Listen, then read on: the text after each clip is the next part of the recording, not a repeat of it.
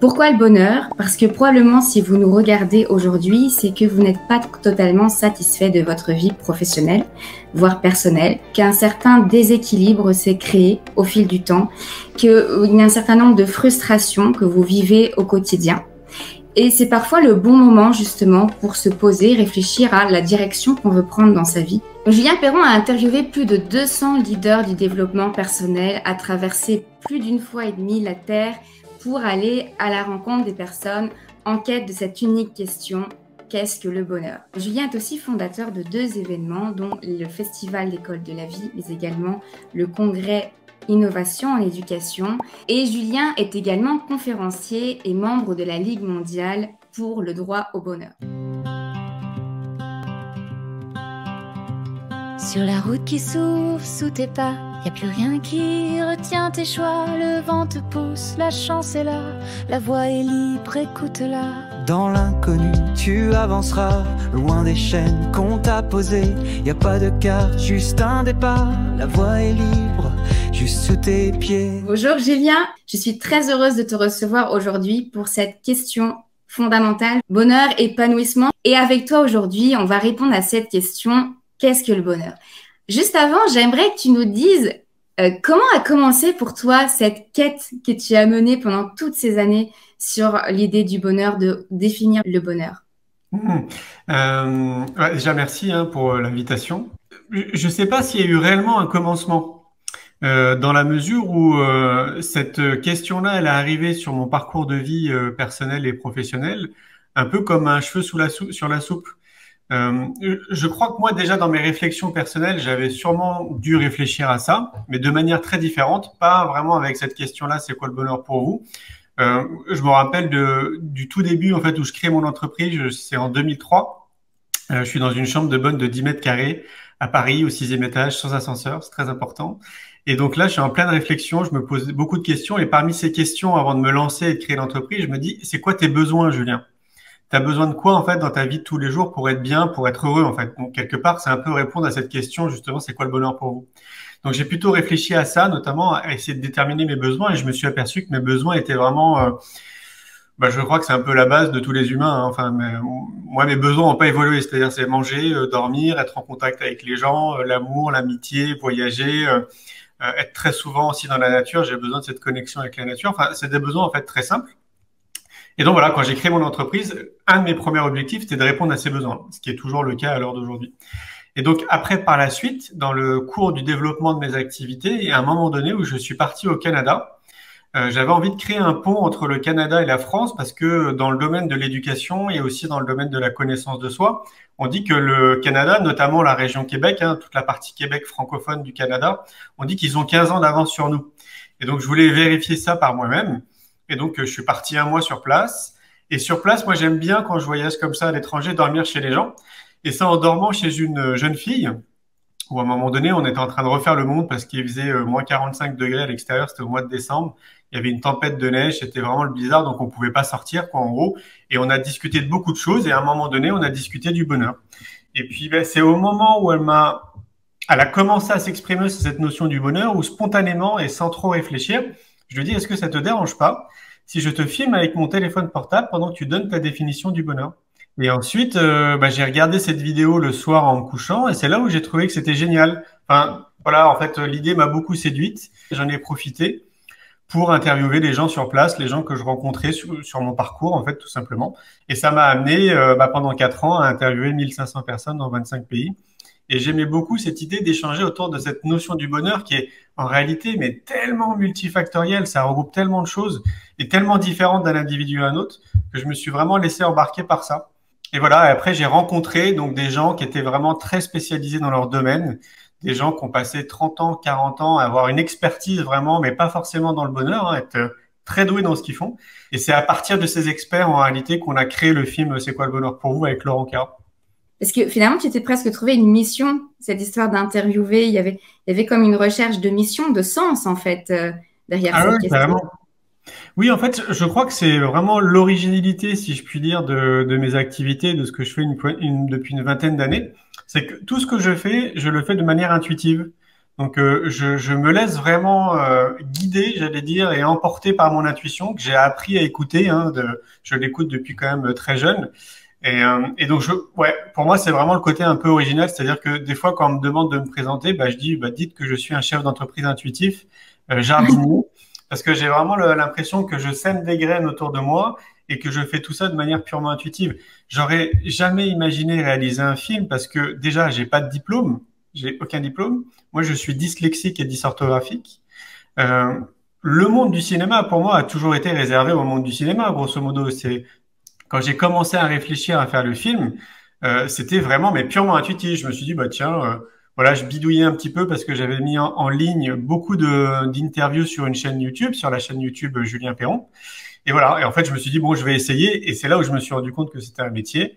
Et puis les synchronicités de la vie ont fait que j'ai rencontré Laurent Queyrat, qui lui a 15 ans d'expérience dans le monde du cinéma. Et ensemble, pendant 9 mois, c'est rigolo hein, parce que c'est un peu le temps d'une grossesse. Pendant 9 mois, on a monté ce film ensemble. Et on n'avait pas d'attente, c'est-à-dire que nous, on était déjà très contents de cette réalisation. Et puis après, voilà, on a lancé le film, on a créé une affiche. Et là, on a été dépassé en réalité. Moi, je m'attendais vraiment pas du tout à ça. Je crois que les trois premiers mois de lancement du film où on communiquait, on avait déjà entre 60 et 70 demandes par jour de cinéma, de gens qui voulaient organiser les projections. Ce qui fait que pendant un an, la première année, j'ai été dans 350 salles de cinéma. C'est une magnifique histoire et moi, je recommande à toutes les personnes d'essayer du mieux qu'ils peuvent, de prêter attention à leur intuition parce que je trouve que c'est vraiment notre meilleur guide. Je me dis qu'a priori, tout le monde peut le faire, mais c'est vrai qu'il faut s'écouter, il faut prendre soin de soi. Enfin, ça regroupe quand même plusieurs paramètres. Justement, c'est très intéressant que tu parles de ça parce que ici, nous, avec les enseignants avec lesquels j'échange, souvent, on est dans une problématique où on veut changer de métier. Donc, il y a beaucoup de facteurs qui bloquent. Et souvent, c'est vrai qu'on ne pense pas justement, on a du mal à aller vers ce processus d'intuition, la réflexion intuitive. Qu'est-ce que tu conseillerais à quelqu'un qui est vraiment très cartésien, analytique, rationnel, bah, de commencer à pratiquer ça finalement pour peut-être faire un changement Alors, je crois que déjà, la base de tout, c'est de s'occuper de soi. C'est-à-dire de partir du postulat que probablement la chose la plus importante quand on commence notre journée, c'est prendre soin de soi. Et donc ça, on nous l'a pas appris. Ça fait pas partie de notre éducation. C'est pas ancré dans notre société. Alors il y a certains coins dans le monde où ça l'est un peu plus. Nous, le savoir-être, la connaissance de soi, c'est pas intégré en fait dans notre société. Donc il y a une partie de la population, on va dire, qui est en cheminement, hein, peut-être 20% de la population qui s'intéresse à soi. Et là, c'est génial parce qu'en fait, on a plein d'outils autour de nous. Hein. Il y a plein de livres, plein de conférenciers. Il existe vraiment beaucoup de professionnels qui peuvent nous aider et nous accompagner si les gens en ont besoin. J'aurais pas dit la même chose en 2003 hein, quand j'ai créé mon entreprise. Quand on parlait du mot bien-être, du mot yoga, méditation, on était un peu étiqueté de gens un peu bizarres, quoi. Donc ça l'est encore un peu maintenant, mais les choses ont quand même beaucoup évolué. On a maintenant beaucoup d'applications, par exemple, pour apprendre le yoga, des exercices de relaxation, la cohérence cardiaque, de la méditation. On va dans n'importe quelle librairie, il y a des champs entiers de livres en fait dédiés à ça. Il y a énormément aussi de conférenciers. Enfin voilà, il y a quand même beaucoup de choses à l'heure d'aujourd'hui pour la personne qui a envie de s'intéresser à elle-même et d'avancer un peu dans cette direction. Donc déjà, vraiment, le postulat de base, c'est de se dire, voilà, est-ce que j'ai envie de consacrer du temps à moi? Est-ce que j'ai envie de prendre soin de moi? Est-ce que j'ai envie tous les jours, en fait, de consacrer, je sais pas, 10 minutes, un quart d'heure à prendre soin de moi? Et ça peut passer par plein d'outils, quoi. Alors, le deuxième point qui me vient à l'esprit, c'est que on est des êtres humains et moi je trouve qu'on a quand même une constante en tant qu'être humain. Et donc moi ce que j'applique dans mon quotidien maintenant depuis une trentaine d'années pour prendre soin de moi, je pense que c'est valable pour tout le monde. Et c'est à chacun de trouver en fait ce qui est réellement bon pour lui. Donc je vais te citer des choses qui me semblent vraiment primordiales pour tout le monde. Donc déjà il y a l'alimentation. On nous a pas appris en fait à manger santé, c'est-à-dire qu'on nous a pas appris à manger des aliments qui sont bons pour notre santé. Donc, à l'heure d'aujourd'hui, on peut considérer que 80% de la population consomme du marketing. C'est-à-dire qu'on va dans des supermarchés, on achète des jolis packages avec des belles couleurs, avec des mots qui nous attirent. Souvent, c'est des produits qui sont déjà préparés, donc c'est rempli de sel et rempli de sucre, notamment. Donc, on n'a pas cette conscience, on va dire, de ce qu'on mange. Et donc, on mange parce qu'on a faim. On mange parce que c'est l'heure de manger, mais on mange pas parce qu'on va vraiment nourrir notre corps en termes de santé. Et donc, si on remonte loin en arrière, Hippocrate avait fait un tweet, pour ceux qui connaissent Twitter, en disant que ton aliment soit ton premier médicament. Et c'est pas juste une belle citation ou un tweet, c'est une réalité. Mais pour le conscientiser, il faut déjà commencer à s'intéresser à ce qu'on mange, quoi. Donc ça, c'est vraiment déjà un des postulats de base, j'ai envie de dire, c'est commencer à vous intéresser à ce que vous mangez, regarder les produits que vous achetez et idéalement, mais consommer des légumes, c'est-à-dire aller faire des courses, je sais pas, dans le marché du coin, l'épicerie du coin, ou même dans un supermarché, si vous voulez, peu importe. Il faut réapprendre à cuisiner. On a perdu vraiment le goût de cuisiner à la maison parce que ça nous prend dans notre tête beaucoup de temps. Si on a des enfants, c'est encore pire. On n'a pas envie de prendre ce temps parce que c'est du temps qui est acculé encore à d'autres temps, etc. Et moi, ce dont je m'aperçois, c'est que c'est pas en fait une question de temps, c'est juste qu'il faut se déprogrammer et se reprogrammer d'une autre façon. On change un peu ses habitudes pour s'apporter de nouvelles habitudes. Donc, je dis pas qu'on a des mauvaises habitudes, mais certains en ont. Mais l'idée, c'est de changer en fait ces habitudes pour avoir peut-être des meilleures, quoi. Donc, l'alimentation, c'est la base. Le deuxième point, c'est le sport. Je trouve aussi que une grande partie de la population n'a pas forcément une activité sportive quotidienne dans la semaine. Et il y a suffisamment d'études à l'heure d'aujourd'hui qui nous montrent en fait tous les bienfaits d'avoir une activité physique. Je dis pas forcément d'aller faire des marathons et de monter une montagne et tout, etc. Mais juste d'avoir une activité physique quotidienne. Ça peut être d'aller à pied à son travail, par exemple, tout simplement, faire l'aller-retour et d'aller à pied. Rien que ça, en fait, c'est suffisant parce que ça met notre corps en mouvement. Notre société, elle nous a sédentarisés. La plupart d'entre nous, on a une activité, on est derrière notre ordinateur et on bouge quasiment pas, en fait. Vous sortez de chez vous, vous prenez votre voiture et vous allez au travail et vous vous retrouvez encore assis, quoi. Donc, notre corps, en tant qu'être humain, il a besoin de libérer des toxines. Donc, on les élimine en allant au sel ou en faisant pipi. Mais quand on fait du sport, on les élimine aussi par les pores de notre peau. Et ça, c'est très important, en fait, pour nous, pour notre propre bien-être. Donc, c'est à chacun de trouver, dans un premier temps, l'alimentation qui lui convient et dans un deuxième temps, le sport qui lui convient. Et d'essayer du mieux qu'il peut d'avoir une activité comme ça, physique régulière dans la semaine. Troisième point, c'est notre sommeil. On fait pas assez attention à notre sommeil. La plupart des gens se couchent extrêmement tard et se lèvent tôt pour aller travailler. Du coup, ils se réveillent, ils sont fatigués. Donc, on peut pas avoir une belle journée si déjà on commence notre journée en étant fatigué, quoi. Donc, il faut encore là changer ses habitudes. Parce qu'il y en a beaucoup, et moi le premier, avant que je conscientise tout ça et que je les mette en pratique, moi le premier, je me couchais à minuit ou à 1h du mat, et puis le lendemain, j'allais travailler. Mais évidemment, j'étais pas forcément en forme. Je prenais un café comme tout le monde pour soi-disant me réveiller. Mais enfin, voilà. Donc, le sommeil, c'est aussi un point qui est déterminant. Il y a plein d'études pour ceux qui sont un peu sceptiques. Vous allez sur Internet, vous tapez, je sais pas, études scientifiques sur le sommeil, ce que vous voulez. Vous allez dans des librairies, vous allez voir, il y a plein de livres aussi autour du sommeil. C'est un des points aussi fondamentaux pour être bien déjà au minimum dans sa tête et dans son corps, c'est de passer un cycle de sommeil qui correspond à ce qu'on est. Il y a des personnes, ils ont besoin de 6 heures, d'autres 7 heures, d'autres 8 heures. C'est à chacun de voir en fait ce qu'il a besoin et c'est évolutif. Moi, en ce moment, je sens que j'ai besoin de 7 heures de sommeil. Et le top derrière tout ça, et c'est ce que je fais depuis 25 ans maintenant, c'est de ne pas avoir de réveil derrière. Parce que c'est pareil, il y a plein d'études qui nous l'ont montré que notre réveil, il peut nous sortir à quelques minutes près de notre sommeil profond. Et donc, du coup, ça stresse notre corps pour toute la journée sans qu'on s'en rende compte. Et donc, moi, je me suis aperçu au fur et à mesure que, effectivement, maintenant que j'ai plus de réveil, que je me réveille quand mon corps se réveille, parce que je sais qu'il a besoin de 7 heures de sommeil. Donc, je me couche en fonction. Voilà, si je me couche à 11 heures, je sais que 7 heures après, je vais me réveiller. Donc ça, c'est aussi un point qui est déterminant, c'est sommeil, alimentation, sport. Un quatrième point, c'est pratiquer des exercices de relaxation quotidiennement aussi. Ça peut vous prendre que 5 minutes par jour, peu importe. Donc ça peut être de la cohérence cardiaque, des exercices de respiration dans un lieu au calme, etc. Trouvez ce qui vous convient. On est tous différents. Je vais pas recommander aux gens de rester méditer tout en haut d'une montagne, ça correspond pas à tout le monde. C'est à chacun de trouver vraiment l'exercice de relaxation qui le relaxe. Ça peut être colorié, vous savez, on a ce qu'on appelle des mandalas ou autre chose. Le fait de passer en fait, être colorié, de passer du temps et d'être focalisé sur quelque chose, c'est un exercice de relaxation. À chacun de trouver quelque chose qui le relaxe en fait, qui lui fait vraiment du bien et de le faire assez régulièrement aussi dans la semaine. Et il y a deux autres points. Un autre point qui me semble important, c'est de se rapprocher de la nature aussi. On s'est complètement déconnecté de la nature. Donc, moi, j'ai habité 34 ans à Paris. Donc, s'il y a des gens qui habitent en ville, voilà, j'ai habité dans la plus grande ville de France. Et je trouvais toujours un moment, c'est-à-dire que je faisais l'effort de. Donc, je prenais mon vélo, je faisais 1h30 de vélo pour aller au Bois de Boulogne. Donc, j'allais dans une forêt, donc c'est la forêt de Bois de Boulogne, et j'avais trouvé un arbre et j'aimais bien être proche de cet arbre. Donc, ça m'est arrivé de faire des exercices de méditation, par exemple. Donc, je faisais cet effort quotidiennement, donc 3 heures aller-retour de vélo pour aller dans cette forêt. Et donc, n'importe quelle ville, on a des parcs, il y a une forêt qui est pas très loin, il y a une rivière qui peut être pas très loin, je sais pas, ou peu importe. On a quand même des éléments de nature, même si on habite dans une grande ville. Donc, on peut faire, si on a envie de sortir de sa zone de confort, cet effort.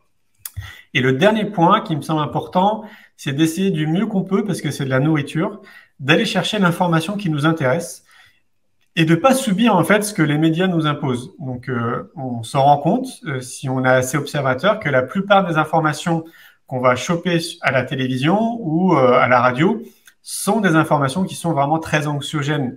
Et ça, on n'est pas obligé de le subir. On n'est pas obligé de regarder BFM tous les matins en se réveillant. On n'est pas obligé de regarder ces informations qui sont vraiment très négatives et anxiogènes. En tout cas, c'est bien de s'en rendre compte et de prendre du recul. Par contre, ce qu'on peut faire, c'est d'aller chercher l'information. D'aller vraiment chercher l'information qui nous nourrit, pour le coup, parce que je trouve que c'est de la nourriture, et qui va vraiment nous intéresser, quoi. En gros, nous apporter réellement des choses qui sont positives pour nous, quoi. Donc ça, pour moi, tout ça, c'est accessible à tout le monde, qu'on soit seul, qu'on soit en couple, qu'on ait des enfants ou pas, tout le monde peut le faire. Ce qui est compliqué, c'est de mettre en place une routine, ou on appelle ça un rituel, c'est-à-dire quelque chose… Vous allez dire la discipline, en fait, La que ça va discipline, demander. exactement. Parce que moi, je peux vous donner plein d'exemples. Encore là, ce matin, dans ma discipline de vie, tous les matins, je pratique des exercices de yoga, je fais des exercices de réveil musculaire aussi, je fais un peu d'exercices de relaxation. Je le fais quasiment tous les matins. Et là encore, ce matin, j'avais pas envie de le faire. Je n'étais pas du tout motivé pour le faire. Là, depuis une dizaine de jours, je rajoute à ce rituel de prendre une douche froide.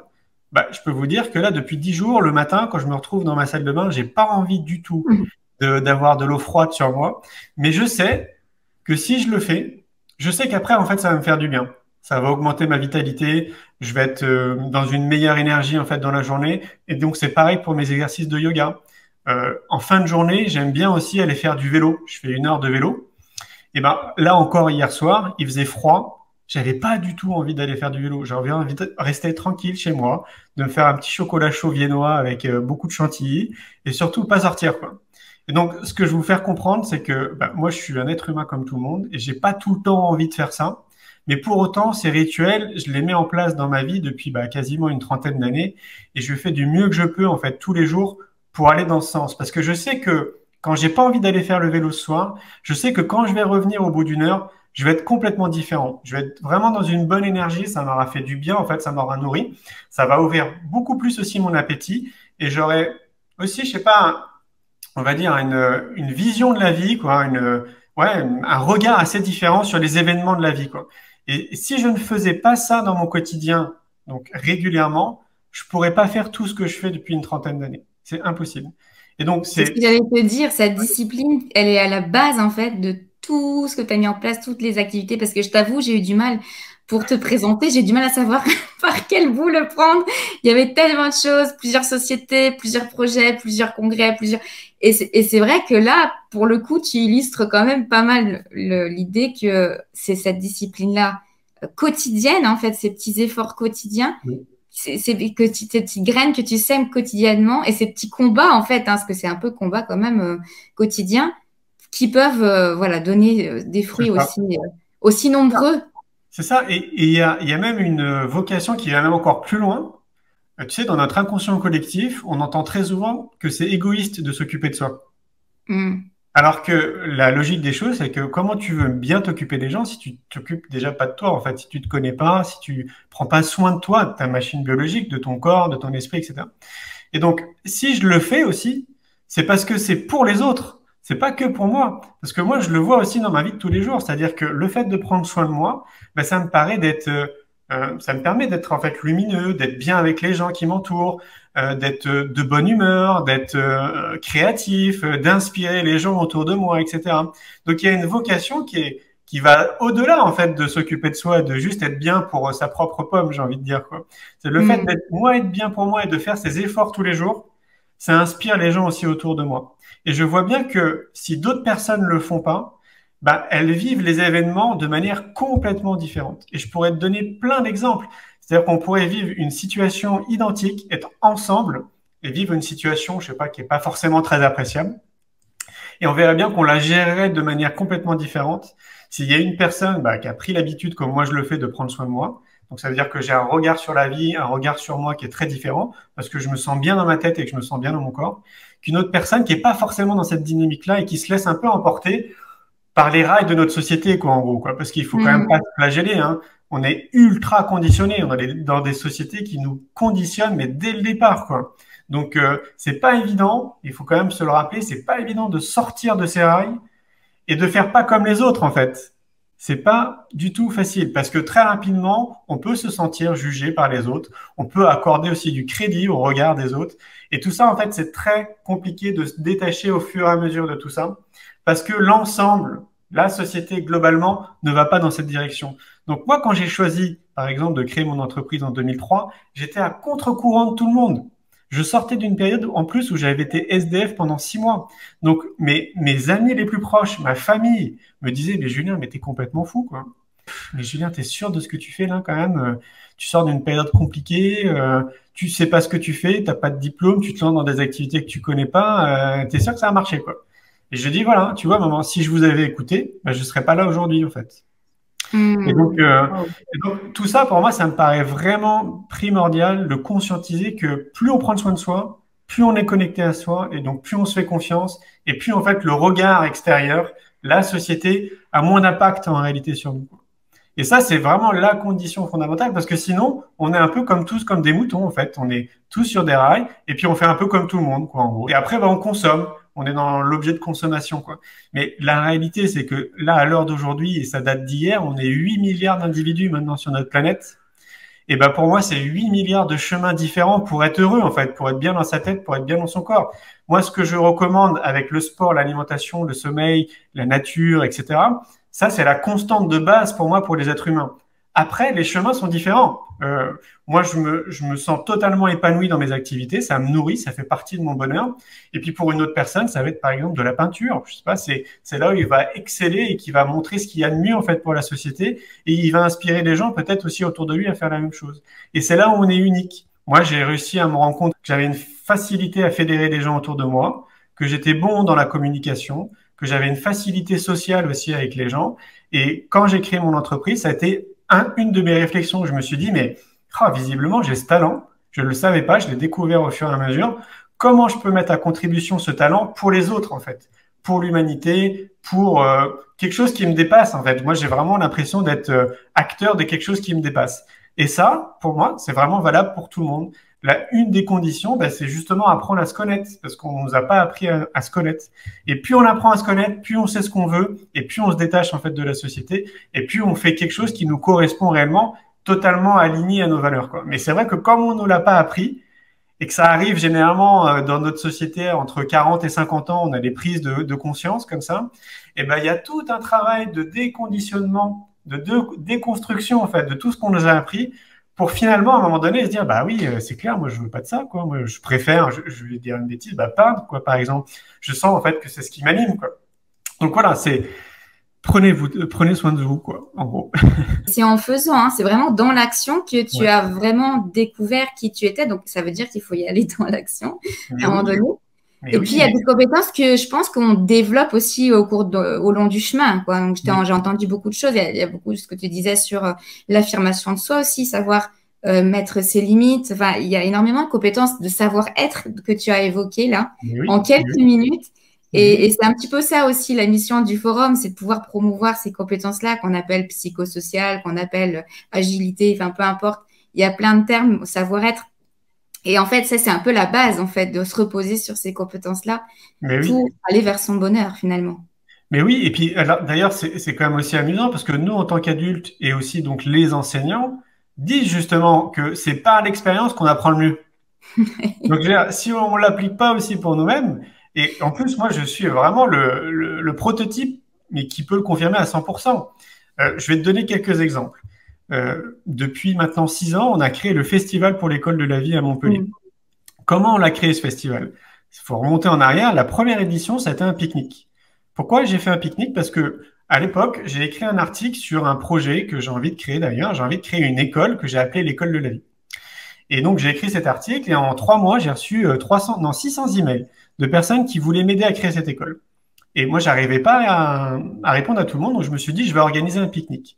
J'avais jamais fait ça, hein. Donc, on a organisé un pique-nique. Les 600 personnes sont venues, donc ça a été un très gros pique-nique. Et de ce pique-nique, on s'est dit, bah tiens, l'année d'après, on va faire un festival. Mais en fait, on ne savait pas ce qu'on faisait. Nous, on l'a appelé le Festival pour l'école de la vie parce que d'origine, moi, je voulais continuer à fédérer les gens autour de moi pour m'aider à créer cette école.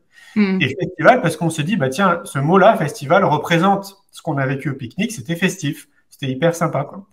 Et on est passé de 600 personnes à 7000 personnes l'année d'après. Mais nous, on n'avait pas du tout les compétences, une fois de plus. Moi, j'ai pas passé des diplômes pour être dans l'événementiel, quoi. J'avais jamais organisé de festival avec 220 exposants, 35 conférences, des animations, des débats, 15 food trucks pour nourrir tout le monde. Ça, on l'avait jamais fait. Donc, on a appris sur le tas, en fait. On a appris par l'expérience. Et si les éditions perdurent dans le temps, c'est que d'année en année, on apprend tout le temps, en fait. En permanence, on apprend des choses. Quand on a créé derrière le congrès innovation en éducation, on n'avait jamais créé de congrès non plus. Donc, on s'est dit, tiens, on voit à peu près comment on fait pour organiser un festival. On peut peut-être faire la même chose dans une salle, mais là, uniquement pour des professionnels, donc des enseignants, etc. Et voilà, on s'est lancé dedans. Et donc là, on en est déjà à notre 5e édition et on apprend tous les ans. Chaque année, en fait, on voit ce qu'on peut améliorer, ce qu'on peut pas améliorer. Si cette idée, elle nous motive et on sent, en fait, que ça va continuer à semer des graines comme nous, on aime le faire, en fait, parce que c'est ce qui nous motive, hein, c'est de changer le regard des gens, d'inspirer les gens, de montrer qu'il y a plein de solutions, notamment avec le magazine Innovation en éducation. On voit qu'il y a tellement d'acteurs, en fait, qui se mobilisent autour de nous, tellement d'enseignants qui proposent des choses, mais juste géniales, en fait, pour nos élèves. Et on part de cette joie, de cette animation pour créer. Et je crois que ça, c'est un levier aussi qui est hyper important. C'est que moi, je ne pourrais pas faire quelque chose. Imaginons, mon intuition me dit de faire quelque chose, mais qui ne me met pas en joie, je ne le ferai pas. Donc, je vais pas écouter ça. Ce qui est vraiment important, c'est d'aller vers quelque chose qui nous mette en joie et qui nous fasse vibrer. Et force est de constater qu'à chaque fois, ça fonctionne. Tout le temps, tout le temps. Tout ce qu'on a mis en place, c'est que c'était un appel comme ça, donc intuitif, et un appel de la joie. On s'est dit, voilà, ça nous met en joie. Donc, on se lance là-dedans et on sait que en se lançant là-dedans, on va inspirer les gens autour de nous et on va semer des graines.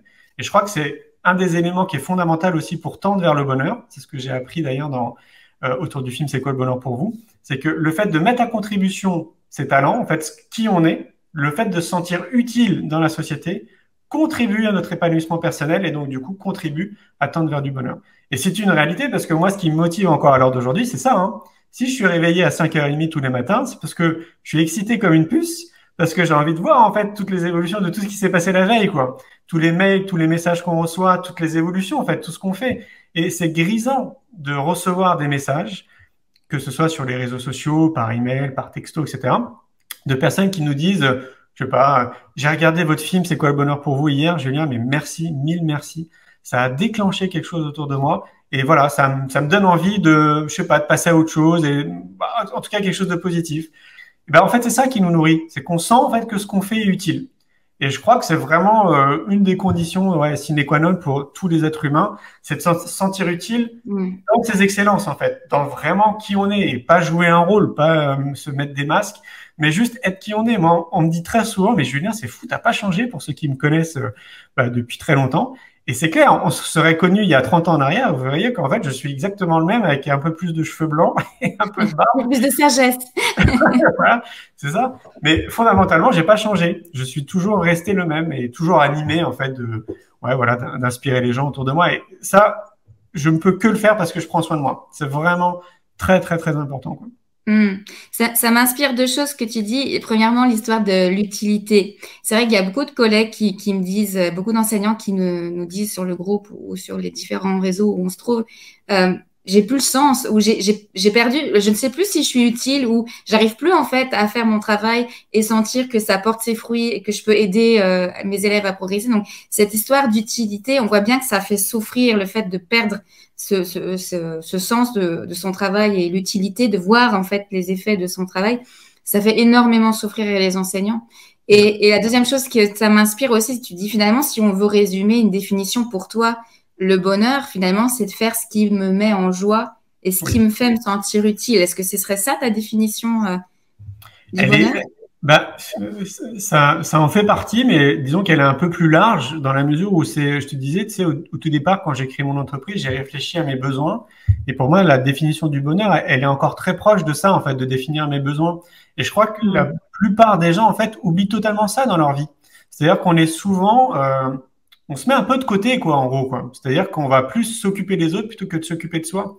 On va pas trop répondre à nos propres besoins en réalité, quoi. Et une fois de plus, hein, qu'on soit célibataire, en couple ou avec des enfants, quasiment tout le monde en fait est à peu près comme ça. Mais une fois de plus, c'est pas de notre faute. C'est-à-dire que on est conditionné dans une société à avoir un prisme, à avoir un regard en fait sur la vie et sur nous-mêmes qui est pas juste en fait, qui est complètement biaisé. Parce que le constat, c'est que 80% de la population en réalité se connaît pas, quoi. On passe totalement à côté de qui on est. Et donc c'est là où c'est intéressant à un moment donné de dire, bah, finalement, mais est-ce que je me connais bien quand même? Est-ce que voilà, est-ce que je suis heureux? Je sais pas si je suis en couple. Est-ce que je suis heureux si je suis marié? Est-ce que je suis heureux? Est-ce que si j'ai fait des enfants? Est-ce que mon métier me plaît? Est-ce que j'ai un métier qui me nourrit en fait? À l'époque aussi, quand je crée mon entreprise, une de mes réflexions, c'est ça en fait, c'est de me dire, mais Julien, est-ce que tu te vois faire un métier dans lequel tu ne t'épanouis pas? Et en fait, pour moi, c'était pas du tout une question d'argent. Je m'en fichais de gagner des milliers et des milliers d'euros. Le point le plus important derrière une activité professionnelle pour moi de l'époque, c'était de me dire, est-ce que je vais m'éclater? Est-ce que ça va me mettre en joie? Est-ce que ça va participer en gros à m'élever quoi personnellement? Et je vois bien maintenant mais, que c'est ça le plus important dans une activité professionnelle. Le reste, après, en fait, ça suit. C'est 8 heures par jour dans notre activité professionnelle au minimum. C'est-à-dire qu'on est plus de temps en train de travailler qu'avec notre famille, nos amis, je sais pas, notre chérie. Donc, si déjà, dans cette activité qui nous prend énormément de temps, on n'est pas épanoui, on n'est pas content d'aller travailler, on a des soucis avec nos collègues, avec notre patron, etc., et que c'est récurrent, en fait, c'est tous les jours et tous les jours comme ça, bah, on peut pas espérer déjà être épanoui et être bien dans sa tête, quoi. Donc, le postulat aussi de départ, c'est de se dire, voilà, est-ce que j'ai choisi une activité alimentaire? Est-ce que je fais une activité réellement qui me nourrit, qui me met en joie? Est-ce que je suis passionné de ce que je fais ou est-ce que c'est juste quelque chose qui va venir m'aider à payer mes factures tous les mois, quoi? Alors, ça peut être très troublant de se poser ces questions quand on arrive à vers 40, 50 ans, parce qu'on a déjà essuyé quand même beaucoup d'activités professionnelles. Et c'est pour ça que moi, j'insiste beaucoup sur tout part de l'éducation. On a vraiment intérêt à accompagner nos enfants le plus tôt vers du savoir-être pour qu'ils apprennent vraiment à se connaître. Et donc, du coup, bah, ça en fera des individus qui sauront peut-être un peu plus que nous le plus tôt possible à tendre vers des activités professionnelles qui leur correspondent réellement, parce qu'ils vont apporter qui sont réellement pour la société. Et donc, ça peut être très déstabilisant de se poser cette question, mais c'est une question qui est fondamentale et il n'est jamais trop tard pour changer, hein. Moi, j'ai suffisamment d'exemples autour de moi de personnes qui, à un moment donné, se sont posées ces questions et qui ont changé, ils sont passés à autre chose et qui les mettent vraiment en joie et qui les font vibrer et ils participent à une éclosion positive dans notre société. Par contre, évidemment, ça vient nous challenger, ça nous demande de sortir de notre zone de confort, ça vient bousculer en fait toutes nos habitudes et ça on n'en a pas envie parce qu'on est bien dans notre petit fauteuil moelleux chez nous quoi. C'est compliqué de sortir de ces zones de confort. Je reviens à tout ce que je disais avant, hein. Faire du sport, moi j'ai pas tout le temps envie, hein. Enfin bref, tout ce qui fait en fait qu'on doit sortir de notre zone de confort, ça nous fait pas vibrer quoi, ça nous met pas en joie. Mais pour autant, on sait que quand on le fait, ça va nous aider par la suite. Donc pour moi c'est tout un tas de questions en réalité qu'il faut se poser. C'est est-ce que je suis prêt à faire des efforts, à sortir de ma zone de confort pour tendre vraiment vers la meilleure version de moi-même et potentiellement après pour inspirer les gens aussi à faire autant, quoi. C'est un peu de se dire on a une responsabilité citoyenne de s'occuper de soi en réalité, quoi. Et qu'est-ce que tu dis aux gens qui ont peur d'échouer? Que l'échec, ça peut bloquer, traumatiser, angoisser beaucoup de personnes, de se dire, mais je peux planter, par exemple, ma reconversion, Mais voilà, oui, des choses comme ça, avec des enjeux, parce qu'il y a des enjeux aussi derrière, hein, bien forcément, à sûr. 40, 50 ans aussi, Mais on est oui. engagé dans des choses. Et en fait, tout ça, ça fait partie. Alors déjà, en France, on n'encourage pas du tout l'échec. Ça fait pas du tout partie de notre culture. Alors que dans d'autres cultures, notamment, je crois que c'est beaucoup aux États-Unis, au Canada et en Angleterre, on est vraiment à encourager quelque part l'échec, non pas à le valoriser, mais du coup, on part du principe que si la personne a échoué, c'est qu'a priori, elle a appris des choses, et donc du coup, elle fera pas les mêmes bêtises après derrière. Et moi, je serais pas là aujourd'hui à discuter avec vous si, bah, du coup, j'avais pas essuyé les échecs. En permanence, alors en permanence, si, en fait, régulièrement d'ailleurs, régulièrement, je peux vivre des zones d'échec. Mais ce qui fait la différence, peut-être, c'est le regard qu'on va poser sur cet échec et comment on va le transformer, comment on va l'utiliser. Donc, il y a Oui, c'est ce plusieurs que façons. je disais tout à l'heure sur le fait que tu as pris soin de toi. Donc, du coup, tu es en mesure aussi de C'est faire ça, face à ta perception est différente de, par exemple, une autre personne qui c'est ça. aurait. Hmm. Exactement, quoi. L'échec, il est utile. En fait, il fait partie de l'expérience. Je sais pas, je pense à Einstein, à Léonard de Vinci, à toutes ces personnes-là, tous ces gens qui ont changé le monde. Mais s'ils n'avaient pas essuyé des échecs en amont, bah, ils nous auraient pas créé tout ce qui existe à l'heure d'aujourd'hui. Tous les créateurs, ceux qui ont créé la voiture, tous les objets qui nous entourent, etc. Il a bien fallu à un moment donné échouer. C'est normal. C'est en se plantant en réalité qu'on apprend justement, quoi. Donc l'échec, il est vraiment positif. Et puis, bah, une dernière chose par rapport à ça, c'est que si on reprend mon exemple, où moi, j'avais pas du tout les cartes entre les mains, hein, je redis. Donc, j'étais dans une chambre de bonne de 10 mètres carrés. Je sortais d'être SDF pendant plus de 6 mois. Pas d'argent, dyslexique et dysorthographique. Et pour autant, je lance mon entreprise. Et donc, quand je lance mon entreprise, bah, évidemment, ça se lance pas tout de suite, quoi. Ça va me mettre 3 4 ans avant que ça marche. Et donc, pendant 3 4 ans, bah, évidemment, je vais être en perpétuelle remise en question. Parce Hmm. qu'il y a une grande pression sociétale, en fait, qui te dit, ah non, mais c'est bon, Julien, arrête, ça va pas Rentre dans marcher. les rangs.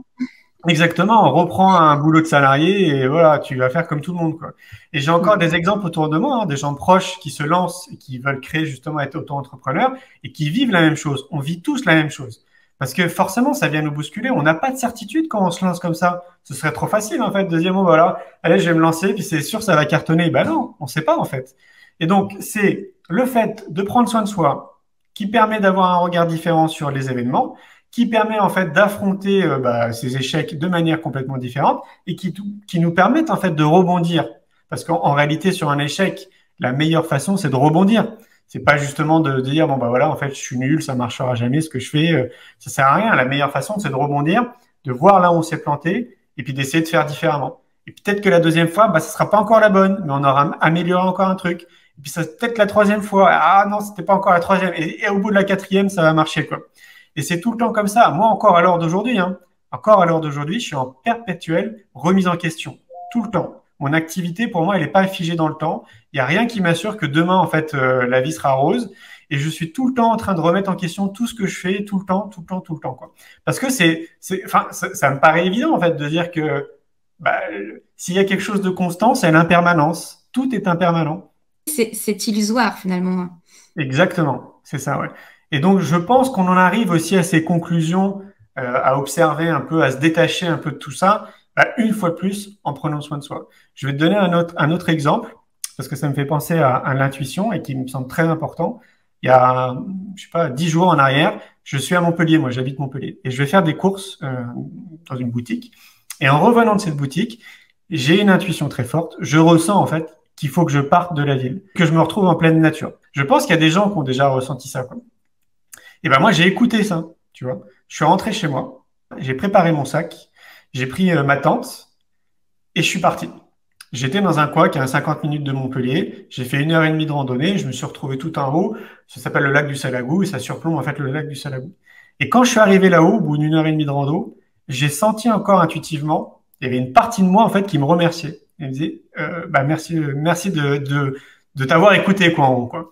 Et j'ai senti en fait que ça m'a fait vraiment beaucoup de bien ce week-end-là parce que du coup je suis resté à me balader à faire de la rando. Ça m'a vraiment fait beaucoup de bien. En fait, j'avais besoin de prendre du recul. J'avais besoin, tu vois, de prendre de la hauteur, besoin de beauté, besoin d'horizon, etc. Et ça m'a participé après, quand je suis rentré après à Montpellier lundi, à mettre en place d'autres choses. Tu vois ce que je veux dire? Et ça, Hmm. en fait, je pense qu'on en a tous besoin, on l'a tous vécu à un moment donné aussi dans notre vie, de prendre du recul, de prendre, tu sais, d'avoir de l'horizon, d'être entouré de quelque chose qui est beau. Bah, moi, je trouve que la nature est belle, mais pour une autre personne, ça peut être autre chose. Et savoir écouter ça, en fait, savoir prendre soin de soi, c'est primordial. Et je suis pas sûr qu'il y ait beaucoup de gens, en fait, qui écoutent ça et qui vraiment vont au bout, en fait, de ce truc-là, quoi.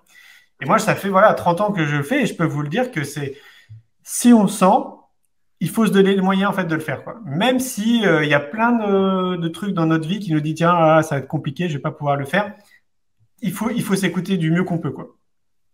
Ça veut dire qu'au fond de soi, si on s'écoute vraiment, on sait ce dont on a besoin, Mais finalement. complètement. Il y a personne d'autre qui sait mieux que vous ce qui est bon Mm. pour vous. Personne. Mais vraiment personne, quoi. Mais c'est vrai que la difficulté, c'est de prendre le rythme de s'écouter, quoi. Mais pour prendre le rythme de s'écouter, il faut commencer à prendre soin de soi. Et donc, à chacun de commencer par ce qu'il veut.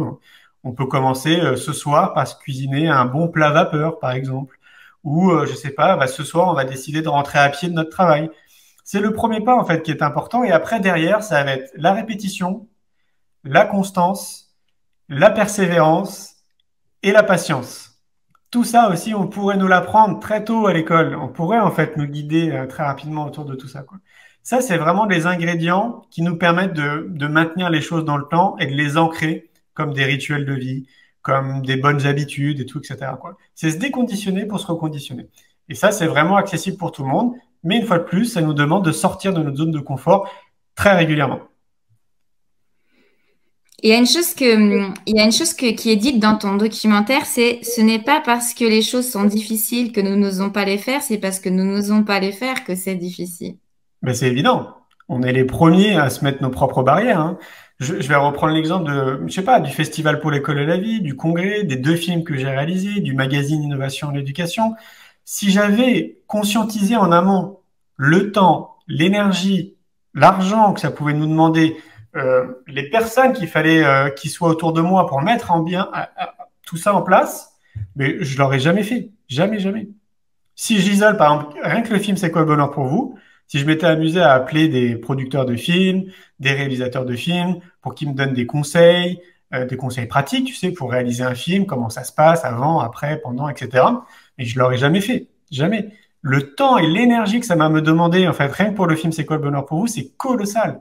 Organiser le festival pour l'école de la vie, c'est une 20aine de personnes pendant 1 an. Et juste pour 3 jours dans l'année. Et en plus, c'est quelque chose où on fait même pas de bénéfice. C'est ce que j'appelle, moi, c'est une BA, en fait, le Festival pour l'école de la vie. C'est une bonne action. C'est-à-dire que, voilà, il y a 15 000 personnes qui viennent, on sème des graines et tout, c'est génial de rencontrer toutes ces personnes. Mais c'est même pas une activité économique qui est viable, en réalité, tu vois. Et pourtant, c'est 20 personnes qui mettent de leur temps et l'énergie pendant 1 an juste pour 3 jours. Donc, voilà, tu vois. Je sais pas, le magazine Innovation de l'éducation, tous les 2 mois, on doit sortir le magazine. Pareil, c'est 15 personnes qui sont impliquées pendant 2 mois pour sortir le magazine. Et donc, si on m'avait dit tout ça en amont, plus que tout ce qu'on fait déjà autour, je l'aurais jamais fait. Et on voit bien, en fait, que c'est quand on se lance, quand la machine elle est lancée, quand on est dedans, on trouve des solutions, on trouve des trucs, on rencontre les bonnes personnes, etc., etc. En fait, il faut lancer la machine, après les choses se mettent en place. Mais c'est sûr que si on arrête au bout d'un moment, c'est-à-dire, je sais pas, on lance la machine et puis on a un petit échec où il y a quelque chose qui va pas, qui nous froisse ou qui nous frustre et qu'on arrête, forcément, oui, on saura pas en fait ce qu'il y a derrière, quoi. Et c'est ça qui fait la différence avec beaucoup de personnes, c'est que les gens s'arrêtent en réalité très rapidement dès qu'il y a trop de frustration et trop d'échecs. La plupart des chefs d'entreprise et des gens en fait qui continuent et qui vivent la vie de leur rêve, c'est parce qu'en fait, ils s'arrêtent pas à ça, quoi. Ils continuent, ils se relèvent. Ils se relèvent et ils se relèvent. Et je trouve qu'il y a un bel exemple, hein. Il suffit de regarder les enfants, les bébés. Quand on ne sait pas marcher. Et on voit bien que je ne sais pas combien de fois on tombe avant de se relever et avant de marcher. Mais je crois que les chiffres sont vraiment très importants, quoi. Et donc, si on n'avait pas cette niaque, cette énergie, en fait, qu'on a naturelle, cette volonté, nous, on serait encore par terre en train de ramper, les êtres humains, quoi. On serait pas debout en train de marcher. Donc, on a déjà, en fait, ce truc-là en nous. On a toutes les compétences qui sont en nous. Mais c'est vrai que la société nous a conditionnés et a mis plein de couches comme ça, en fait, par-dessus nous, sur ce petit enfant intérieur, quoi, en réalité, qui fait que, voilà, il faut enlever couche par couche pour retrouver réellement qui on est, quoi. Mais rappelez-vous de ça. Il faut s'entraîner à ce muscle-là. Exactement. Pour du bonheur, le muscle du bonheur, un petit peu, de retrouver ses compétences, cette façon de percevoir les choses qui étaient là naturellement, finalement, depuis le début, qu'on a désappris. Il va falloir les remettre dans l'équation pour aller à destination. Mais oui, c'est ça. Ouais. Et ouais, il faut vraiment se rappeler cet exemple. Si on a mis autant d'énergie quand on était enfant à se relever, à marcher, c'est-à-dire qu'on peut l'appliquer aussi à l'heure d'aujourd'hui dans notre vie de tous les jours. Mais ça se travaille. C'est très juste ce que tu viens de dire. Je trouve que c'est comme un muscle. Tout ça, ça se travaille et ça nécessite de faire des efforts. Et c'est vrai que faire des efforts, rien que le mot faire des efforts, ça fait pas rêver tout le monde, hein, c'est sûr. Petit morceau par petit morceau. Faut le voir aussi par petites étapes. Et puis moi, j'aime bien aussi une chose qui a été aussi citée dans ton documentaire, c'est le bonheur n'est pas au sommet. Ça, je pense qu'il faut vraiment se le rappeler aussi. C'est dans la façon de gravir la montagne. C'est une citation qui a été dans le documentaire aussi. Et je trouve ça très juste, en fait. C'est aussi au quotidien, il y a ce bonheur-là qu'on peut déjà récolter. Ah mais oui, mais c'est toujours pareil, on ne nous l'a pas appris. Alors moi je trouve qu'il y a un livre qui est très sympa de Florence Servan-Schreiber qui s'appelle Les 3 kiffs par jour Oui. et qui peut nous aider en fait pour aller dans ce sens-là. Donc comme on vient de le dire, c'est un muscle. Donc notre cerveau c'est un muscle. Nos pensées aussi, on peut les muscler, on peut changer en fait notre façon de penser en créant des nouvelles connexions neuronales. Et donc l'idée c'est 3 kiffs par jour. Donc tous les jours, avec même si vous êtes seul, quoi, c'est sympa. Vous vous dites voilà, qu'est-ce qui a été mes 3 kiffs minimum dans la journée. Il n'y a pas de jugement à apporter dessus, hein, peu importe ce que c'est, mais qu'est-ce que vous avez kiffé dans cette journée, quoi. Et on voit bien que si on fait l'exercice tous les jours, c'est très sympa d'ailleurs en famille, à table, le soir par exemple, chacun dit voilà moi ce que j'ai kiffé, il n'y a pas de jugement à apporter. Hein. Si je sais pas, il y en a un qui dit bah moi j'ai vu un papillon qui s'est envolé, j'ai trouvé ça magnifique, bah c'est son kiff, quoi. On n'a pas à le juger, quoi. Et ben on voit bien que si on le fait régulièrement, et ben progressivement, on voit de plus en plus des choses positives en fait dans notre journée et on passe de 3 à 4 à 5 à 6 et en fait on s'en rend compte qu'il y a plein de kiffs en réalité dans notre journée. C'est juste qu'on nous a pas appris à repérer ça. La plupart des gens, globalement, quand ils rentrent de leur travail et qu'ils discutent avec leur femme, avec leur mari, avec leurs enfants ou avec des potes, ils vont souvent dire en fait que les trucs négatifs de ce qui s'est passé dans la journée. Les embouteillages, le train qui arrive en retard, le fait qu'on était serré dans le métro. Je dis pas que tout ça c'est cool, hein, mais dans la journée, il s'est passé d'autres choses extrêmement positives, mais qui est pas vu par notre prisme, parce que justement, on nous a pas appris à regarder comme ça, quoi. Et c'est ça qui change tout. Donc déjà, 3 kiffs par jour, ça peut déjà nous aider. Et il y a une autre chose qui me vient à l'esprit d'ailleurs, pour encourager les gens et montrer que tout est possible. Je rappelle, moi, je suis dyslexique et dysorthographique. Et donc, parmi tout ce que j'ai fait, comme je le citais, j'aurais jamais imaginé créer des événements, faire des films, créer le magazine, etc. Et là, depuis 8 mois maintenant, je suis en train d'écrire un livre. Et donc, en tant que dyslexique et dysorthographique, je peux vous dire que c'est très challengeant d'écrire un livre. C'est vraiment très compliqué. Donc, je suis entouré, hein, il y a des personnes aussi qui m'aident. Mais voilà, j'ai envie de dire que, bah voilà, une fois de plus, on se met nos propres limites. Et encore qu'il y a à peine allé 1 an en arrière, j'étais le premier à dire, mais non, mais moi, je ne pourrais jamais écrire un livre, c'est juste pas possible. Déjà parce que je suis très occupé et parce qu'en fait, pour moi, l'orthographe, la grammaire, tout ça, c'est très complexe, quoi. Et ben voilà, en fait, je me suis lancé dans cette aventure et je vois que bah, plus j'avance et plus ça devient aussi simple et joyeux pour moi, évidemment. Et donc, je trouve que c'est un bel exemple de dire, voilà, donc essayons du mieux qu'on peut de réaliser nos rêves. Et c'est vrai que moi, j'avais un de ces rêves, c'était d'écrire un livre et de dire un peu tout ce que j'ai appris là depuis une trentaine d'années. Parce que ça fait plus de 30 ans en réalité que j'ai commencé mon chemin de la connaissance de soi. Et ce premier livre là va sortir. J'ai la chance d'être édité par la maison d'édition Erol. Je trouve ça vraiment, enfin pour moi c'est une prestigieuse maison d'édition, donc je trouve que c'est vraiment une chance. Et il sort au mois de juin 2023 et il s'appelle C'est quoi le bonheur pour vous en chemin vers soi. Et dans ce premier livre, parce qu'il y aura une suite, dans ce premier livre, bah, déjà je donne une grosse partie déjà de ce que j'ai appris moi en 30 ans et qui pourra aider vraiment tout à chacun. Quand tu te mets des challenges, tu le fais pas à moitié, là. Il y aura une suite, hein. C'est pas juste un livre que tu fais. Oui, il y aura une suite. Et dis-toi bien que là, en ce moment aussi, tiens, j'ai oublié de vous en parler, là, ça va intéresser les enseignants. Là, en ce moment, on sort un livre. Alors, je dis on parce que je me suis associé avec une agence de communication qui s'appelle Progressif Media, qui est l'agence avec laquelle je suis associé pour faire le magazine Innovation en Éducation. Et pendant 1 an, j'ai interviewé 15 personnes qui sont passées par des écoles alternatives, qui sont adultes maintenant, donc ça va de 20 à 60 ans, et qui bah, vivent leur vie d'adulte, en gros. Et j'avais envie de comprendre qu'est-ce qu'ils sont devenus à l'heure d'aujourd'hui en étant passés par des courants alternatifs. Peu importe ce que c'est, Montessori, Freinet, l'école à la maison, l'école en voyage, peu importe ce que c'est 15 profils, 15 parcours différents.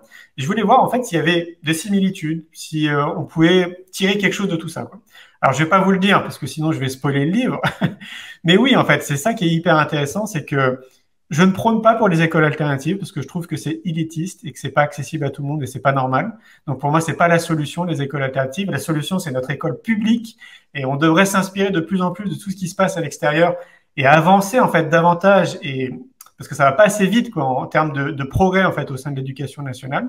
Donc c'est ça en fait pour moi la solution. Mais en attendant, bah, il y a plein d'écoles qui existent, et il y a plein de professionnels qui sont autour en fait de l'éducation nationale et qui proposent des choses qui sont merveilleuses. Et je vois en fait que globalement pour toutes ces écoles, donc je peux vous donner un élément sur ces 15, ce qui ressort à chaque fois, c'est le savoir-être. Ces gens-là ne connaissent pas, hein. Mais à chaque fois, c'est le savoir-être qui ressort, c'est-à-dire que c'est les gens qui ont appris à se connaître.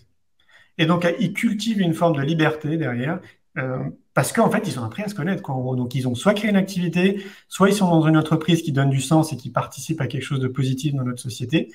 Euh, et ça, vraiment, c'était assez étonnant pour moi déjà de m'apercevoir de ça, quoi.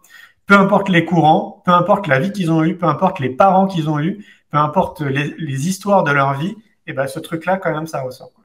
Donc, on voit bien quand même que le savoir-être, ça paraît vraiment fondamental à intégrer de plus en plus dans notre système. Et donc, ce livre-là, c'est en train de sortir. On peut se le procurer jusqu'au 5 décembre. Et il s'appelle Après l'école alternative, quel avenir pour mon enfant? Voilà. Et ça, tu vois aussi, je l'avais pas imaginé un jour de me lancer là-dedans. En tout cas, je suis très content de cette initiative parce que je trouve qu'il n'y a pas de livre en équivalent. Je trouve ça étonnant, en fait, qu'il n'y ait pas eu d'enquête qui soit menée de toutes ces personnes qui sont passées par des écoles alternatives pour qu'on puisse mesurer réellement, tu vois, si c'est bien ou pas, en fait. Parce que là, à l'heure d'aujourd'hui, il y a plein de parents qui se posent la question de mettre ou pas leurs écoles, enfin, les enfants dans des écoles alternatives. Et pour moi, ce livre va répondre à plein de questionnements, en fait, ce que se posent les parents. Parce que on voit bien, en fait, dans le bouquin qu'il y a des côtés positifs et des côtés négatifs. J'aime beaucoup le rapprochement que tu fais entre savoir-être et être libre. Oui. Tu parlais justement de cette capacité à sortir des cadres, à voilà, créer en fonction de soi, du sens qu'on veut donner à sa vie. Donc c'est beau de voir en fait comment en fait justement, bah, ça peut être la quête aussi autour du bonheur, bah, c'est aussi la liberté. Et puis comment on a la liberté, bah, c'est développer ses savoir-être, tout simplement. C'est plus simple qu'on croit en fait en général, hein. On Oui. complique les choses, mais ça demande juste peut-être, c'est surtout le courage de sortir, comme tu disais tout à l'heure, de son confort. Je pense que c'est ça le plus difficile à faire dans cette quête du bonheur. Oui, il y a ça. Puis pour les enseignants, parce qu'il y a quand même beaucoup d'enseignants qui mènent des expériences en gros dans leur classe, hein, qui testent des choses. Ils vont se former à l'extérieur, puis après ils vont tester des choses dans leur classe. Déjà, il faut les remercier. Enfin, tous les enseignants, il faut les remercier. Mais ces enseignants-là aussi, parfois, ils se retrouvent et assez souvent assez isolés. Mm. C'est-à-dire qu'ils ont leur entourage proche, leurs collègues proches, qui vont les critiquer, qui vont peut-être se moquer d'eux, qui vont peut-être même leur mettre des bâtons dans les roues par rapport à ce qu'ils font. Donc ça, c'est une réalité, il faut quand même en avoir conscience. Il y a beaucoup d'enseignants qui testent beaucoup de choses, mais qui n'ont pas le support derrière eux, soit de la hiérarchie, soit des collègues, etc. Et moi, j'ai envie de leur dire de surtout ne rien lâcher. Il faut vraiment continuer, continuer, continuer, parce qu'en fait, tout ce qu'on est en train de faire, et moi, je m'inclus dedans, parce qu'on est quand même des millions de personnes à œuvrer dans le monde de l'éducation de manière positive, j'ai envie de dire. Tout ce qu'on est en train de faire, c'est justement en train de semer les graines. Ces personnes-là qui vous jugent, qui portent un regard négatif sur ce que vous faites, qui vous mettent des bâtons dans les roues, eh ben, étrangement, vous êtes en train de semer des graines en eux. Et il se peut que là, maintenant, ils ne soient pas ouverts, mais cette graine, elle a été semée, et voilà, pour certaines personnes, ça va être très rapide, ils vont avoir un déclic très rapidement, d'autres, ça va mettre quelques mois, quelques années, etc. Mais au moins, cette graine, elle a été semée. Il ne faut pas sous-estimer le pouvoir d'une graine. C'est super important. Donc, oui, c'est long en France. En fait, nous, en France, on met 15 ans à chaque fois pour évoluer, quoi. On avance comme des escargots. C'est une réalité. On est en France, c'est comme ça. C'est pas pareil dans les autres pays. C'est culturel. Il n'y a pas de jugement à apporter. C'est notre culture, en fait. C'est comme ça. Donc, pendant tout ce temps-là, si à chaque fois on progresse lentement, c'est parce qu'il y a 15 ans en arrière, peut-être on a semé les graines. Vous voyez ce que je veux dire? Et moi, je le mesure dans mes activités et je suis le premier à le dire et c'est pour ça que je continue à faire tout ce que je fais et que j'ai encore plein de choses à faire. C'est parce que je vois que ça fonctionne. Sinon, je continuerai pas. Sinon, bah, je passerai à autre chose, quoi. Je vois bien que quand je sème des graines autour de moi, bah, à un moment donné, en fait, ces graines, voilà, elles poussent, elles poussent, elles poussent. Et c'est bah, évolutif en fonction d'un être humain, quoi. Donc, il faut vraiment continuer. Et je sais que c'est pas facile. Parfois, on est découragé. Parfois, ça donne pas envie. Parfois, voilà, il y a une lourdeur administrative aussi au niveau de l'école qui peut être vraiment, mais qui donne pas du tout envie de tester de nouvelles choses. Je sais que tout ça, j'en ai vraiment conscience. Mais s'il vous plaît, continuez. Ce que vous faites, c'est super important et ça va aider les futures générations, quoi. Donc, on ne lâche Puis en fait, rien. on n'est plus nombreux qu'on le croit, des jardiniers Oui, là, qui sont en train de semer. Et moi, j'aime beaucoup que ça soit une belle conclusion pour notre entretien de rappeler voilà, que semer des graines, c'est vrai, ça prend du temps, mais voilà, c'est toujours utile pour soi. Puis ça peut être aussi qu'on va les semer ailleurs aussi à un moment donné, parce que pourquoi pas aussi, selon là où vous êtes, le contexte où vous êtes, bah, de se dire, OK, je peux plus semer ici, je pourrais peut-être aller semer à côté. Donc, c'est oui, aussi une possibilité, mais surtout pas de s'arrêter de semer, dans le forum sur l'épanouissement enseignant, je trouve vraiment que ce message est important à dire et à répéter aussi, parce que c'est vrai qu'il y a beaucoup de découragement au quotidien, surtout les obstacles que tu viens de citer. C'est vrai que c'est difficile. Et puis l'isolement aussi. L'isolement aussi, c'est compliqué. Ouais. Alors ça, c'est hyper important. Je voudrais rajouter ça aussi. Parce que moi, c'est pareil. Pour une petite anecdote, quand j'ai créé mon entreprise, je me sentais seul dans mes réflexions. J'avais l'impression en fait que globalement, je pouvais pas discuter de tout ce que moi je vivais dans ma perception en fait des choses, qu'on va dire. Soit j'étais jugé, soit j'étais critiqué. Donc du coup, c'était assez isolant. Et quand j'ai créé mon entreprise, très rapidement, j'ai commencé à créer des rencontres justement en fait pour rencontrer des gens qui étaient un peu comme moi. Et donc, ce que je veux dire à toutes ces personnes qui sont isolées, frustrées, etc., c'est très important de se rencontrer physiquement. Donc, il y a plein de lieux. Moi, je vais parler évidemment de ce qu'on fait, le Festival pour l'école de la vie et le Congrès Innovation de l'éducation. Avant le fait qu'il y ait des conférences, des stands, etc., c'est un lieu où vous allez rencontrer des gens qui sont comme vous. Et ça fait un bien fou. Toutes les personnes qui viennent dans nos événements, un des premiers trucs qu'ils disent quand les événements sont finis, c'est « ça m'a redonné foi en l'humanité ». Et la deuxième chose qu'ils disent, c'est ça m'a boosté d'énergie. Parce qu'en fait, ça fait tellement du bien de rencontrer des gens qui sont comme nous, avec qui on peut parler de choses qu'on n'a pas forcément la possibilité de parler avec des gens autour de nous, dans lesquels on n'est pas jugé, pas critiqué.